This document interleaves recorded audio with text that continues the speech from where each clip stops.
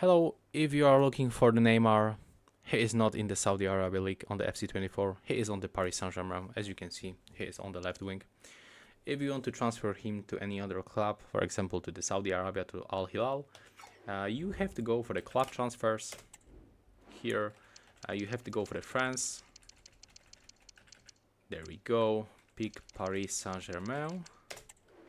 And you can find it here. Click here. And then pick the league. So we are going for the Saudi Arabia. It will be probably right here. Yeah, and we have to move him to the Al Hilal. That's his team. And click OK. One more time. And as you can see right now,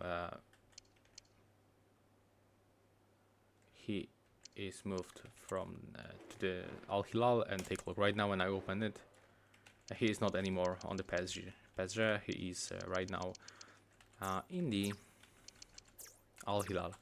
So yeah, that's all for this video. Hope you like it.